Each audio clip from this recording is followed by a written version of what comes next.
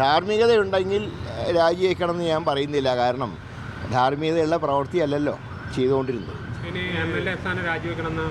ഒരു ധാർമ്മികതയുണ്ടെങ്കിൽ അദ്ദേഹം രാജിവെക്കേണ്ടതാണ്. കാരണം അല്ല, ഇനിയിപ്പോൾ അതിനെക്കുറിച്ച് ചർച്ച ചെയ്യേണ്ട വിഷയമല്ല. ആ ചാപ്റ്റർ ഞങ്ങളെ സംബന്ധിച്ച് അത് ക്ലോസ് ചെയ്ത് കഴിഞ്ഞു. ഇനി പുറത്താക്കപ്പെട്ട ആർക്ക് വേണ്ടിയും പാർട്ടിയിൽ വാദിക്കാൻ പാടില്ല. അല്ല, പാർട്ടിയെ സംബന്ധിച്ച് ഞങ്ങളുടെ എല്ലാ നടപടികളും പൂർത്തിയായി കഴിഞ്ഞു.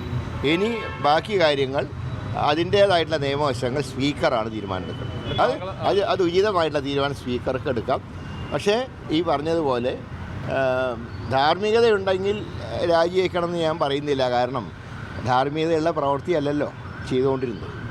ഒരു പൊതുപ്രവർത്തകൻ പോലും ചെയ്യാൻ പാടില്ലാത്ത കാര്യമാണ് അദ്ദേഹം ചെയ്തത്. പിന്നെ അത് MLA എന്ന് മാത്രമല്ല, പൊതുരംഗത്ത് നിൽക്കുന്നവർ പാലിക്കേണ്ട മാന്യത പാലിക്കാത്ത വ്യക്തിയാണ്. അങ്ങനെ വ്യക്തിയോട് നമ്മൾ ധാർമ്മികത പറഞ്ഞിട്ട് കാര്യമില്ല. അതിൻ്റെ നടപടി സ്പീക്കറാണ് കൈക്കൊള്ളുന്നത്. ഞാൻ ചോദിക്കട്ടെ, ഇതുപോലെ ആരോപണങ്ങളുള്ളവരെയൊന്നും പാർട്ടി അയ്യപ്പൻ്റെ സ്വർണം കട്ട 2 കള്ളന്മാർ ജയിലിൽ കിടക്കുമ്പോൾ അവർക്കെതിരായി പോലും ആക്ഷൻ എടുക്കാത്തവരാണ് ഞങ്ങൾ ഉപദേശിക്കാൻ വരുന്നത്.